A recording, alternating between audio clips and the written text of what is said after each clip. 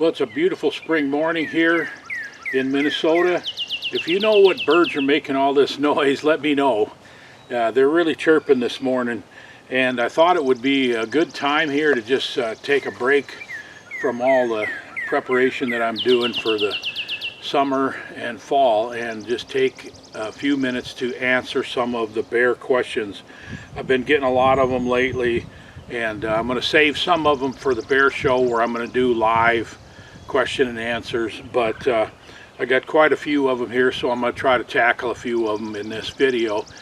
So the first question that we have today is there a difference between bears coming out into an open field to forage during the day versus bears crossing openings to get to a bait during daylight hours? And this is a really good, it's actually a pretty insightful question, because you hear me talk a lot about bears don't like to cross open areas to get to a bait, so always, give them a place where they feel secure, where they can travel to your bait. And this, really the core of this is understanding that bears, when they're coming to a bait, they're basically stalking the bait, and they're acting differently than they would if they're just out feeding in the clover. You can see a bear out on a mountainside just feeding on clover in broad daylight, or maybe feeding in oats or something like that. And people say, well, if they don't like to be in open areas during the daylight, why do I see these bears out there in the fields? Well, there is a big difference between the attitude of a bear that's approaching a bait than there is from one that's just out feeding in the open. You just always have to remember that when a bear is going to a bait, he just knows that he's putting himself in a situation where it's not as safe as the other going about his ordinary day. So I like to use the term that he's basically stalking the bait, and he's using care with approaching the bait. They just kind of know that it isn't natural, and they just have a different attitude and demeanor, so they want to feel secure when they're approaching the bait. I hope that makes sense. I watched your video about which bear is most likely to eat you, and it caused me to wonder if females with cubs are the most dangerous black bears, or older, dominant males more dangerous. Actually, I would say it's neither. You always don't want to be between a sow and her cubs, because you're putting yourself at risk, of course, being around a sow with cubs. And I've been in many situations where I've seen a sow put her cubs up a tree and then remove herself from the situation, and that's what usually happens. You don't want to be in a place where the sow is on the ground and the cubs are on the ground and you're between them. That's pretty dicey, but it's rare that that would happen. Dominant males, they're dominant, and they know they're dominant over you, but they don't want to confront you in most cases. The bears that kind of bother me the most are these 3 to 4, 5-year-old, I'd say they're like junior high or teenager bears, I guess you'd say. And the males, they're constantly fighting, they're sore because they got scars, and they're getting bit up, and they're fighting for dominance. They just sort of have a surly attitude, and they're the most unpredictable. So those are the ones that I'm always on my toes when I'm around those bears. If I see one of those bears and he's acting a little bit aggressively, I'm actually more concerned about him than I would be about a big dominant male. Yeah, I'd say 3 to 5-year-old males they're always fighting for a pecking order, and they just sort of have that on their mind. So yeah, that's what I would say are the most dangerous ones. But in that video that I did, and you should watch this video, it's really interesting, about the fact that black bears, if you're killed by a black bear, they're more likely to eat you than if you're attacked by a brown bear or a grizzly. So go back and watch that video if you haven't. It's very, very interesting. How do you choose a bait and stand location that is less likely to have swirling winds? I could probably dedicate a whole video to this. I've touched on several aspects of this in other videos, but over the years I have paid less and less attention to wind direction when I choose my baits, because almost always when you're at a bait, you're in a pretty thick cover area and the winds just swirl in those areas, and it's really, really hard to find a spot where you can depend on wind direction and stay downwind of the bait. I think I'm going to have to go into more detail on this in a separate video, but I would say that about the only place you can have somewhat of a predictable wind direction would be if you're on top of a ridge. Then the winds aren't swirling quite as bad, but it's less likely that you're going to have the kind of thicker cover that you need if you're on top of a ridge. You know, I'm not talking about a small rise or something like that alongside of a stream or a river or whatever. I'm talking about like an actual pretty high ridge. You're going to have predictable winds there, but you just don't want your scent consistently blowing at the bait. Other than that, most of the time the bears will get hit by your scent, and obviously you want to reduce your scent as much as possible with the scent killing sprays and so forth. If the bear gets a whiff of your scent, it's probably not a deal breaker for the bear. He's used to human scent at the bait. It's part of the package that he's used to encountering when he comes to the bait. But if he's at the bait and your scent just keeps hitting him, slapping him in the face, that's when you're really going to have a problem. So I hope that answers the question pretty well. Okay, you've shot the 4 color-faced bears. You shot a 500-pounder, a Boone and Crockett. What are your goals now? A grizzly bear, a brown bear? Yeah, I've shot a couple of Boone and Crockett's. I've shot the colors. I've shot multiple 400 pounds and a 500-pound bear. And frankly, a polar bear or a grizzly bear or a brown bear, those hunts are just out of my price range and probably will never happen. I would say that if I have a goal right now, it would there's one thing I'd really like to do and probably will try to do in the next couple of years.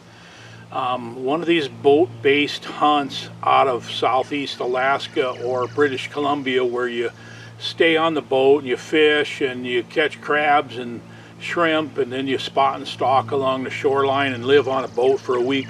That has a lot of appeal to me. I will probably, that's definitely on my list. And the next experience that I really want to do would probably be that, although I mean I'm going to keep doing spring bear hunts in Canada because I love them. Yeah, I'm going to keep doing what I'm doing and just do more of it, I guess is the best way to put it. Okay, I'm in Wisconsin and I live too far from where I hunt to bait regularly.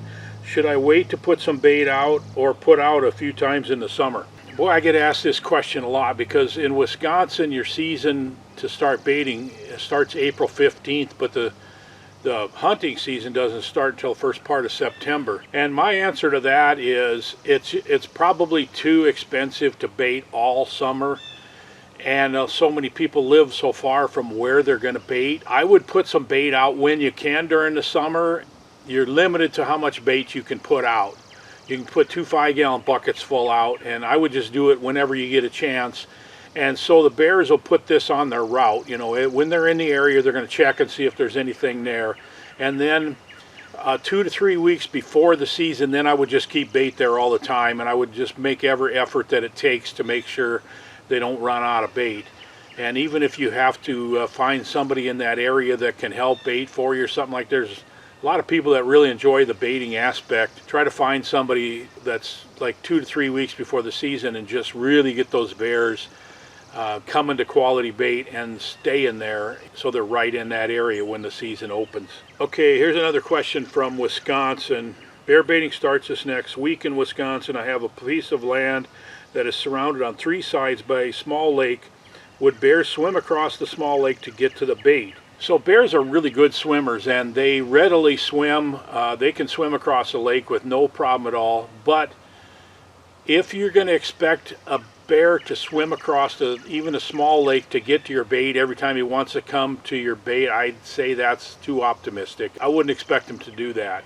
So if it's surrounded on 3 sides and you're thinking about putting the bait there, then you're putting the bear in a situation where he probably doesn't want to be, where he's just going to maybe lay up on the lake shore near the bait, and then when you come into bait, you know he's going to hear you and potentially feel uncomfortable, maybe spook, because the lake shore where he's laying is too close to where you're at.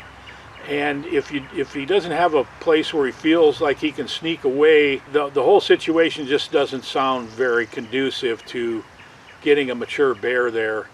I would try to find a spot where he's going to have a good place where he can go spend the day, where he's far enough away from the bait so you're not being intrusive when you come to replenish the bait. So you talk about where the biggest bears are found. Are the biggest bears found the farther north you go, like some other animals?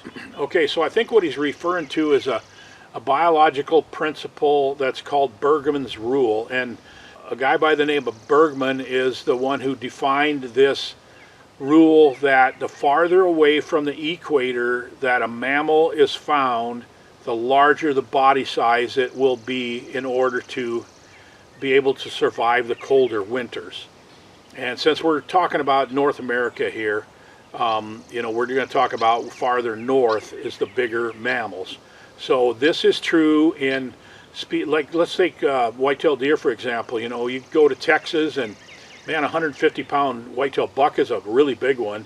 I mean, there's places in, you can go to Florida and 110-pound whitetail buck is a big one, but you can go to Saskatchewan or Manitoba and 250 to 300-pound bucks are not uncommon. So that's Bergman's rule. The farther away you get from the equator, the bigger the body size is, and that doesn't necessarily relate to antlers, but bears are somewhat of an exception to this rule because they hibernate and they spend months of the year where they're not growing and don't need to grow and don't need necessarily the body size. So while there are bigger bears in Canada, the biggest bears typically come from areas where it's sort of a combination between well, first of all, they got to have a lot of good quality food, and it's a combination between an area where they don't have to hibernate very much, if at all, and having quality food is where you find the biggest bears. Now you'll find big bears up in Canada because they grow old and they have time to get big, where, for example, in southern states, the bears don't live as long, and so they don't get as big. But there's a sort of, I guess you'd say, a band of area like in North Carolina, New Jersey, Pennsylvania. Those are areas that are fairly moderate climates, and like in North Carolina, the bigger bears don't generally den at all, and they have an abundance of natural food. That's why you see these 500, 600, 700-pound bears coming from the East Coast in that mid-south area. Bears are somewhat of an anomaly in the mammal kingdom in how big they can get in different areas. Okay, I hope this has been helpful to you. Keep the questions coming. I'll try to answer them the best I can. Ever so often I get some questions that I can't really answer, and I just sort of file them away as something that I really want to learn someday. I'm still learning all this just like the rest of you are, and I'm fascinated by bears, and I'm not afraid to say I just don't know if I don't know. So keep the questions coming. I'll answer them the best I can. Thank you for watching this. I really do appreciate it. We'll see you in the next video.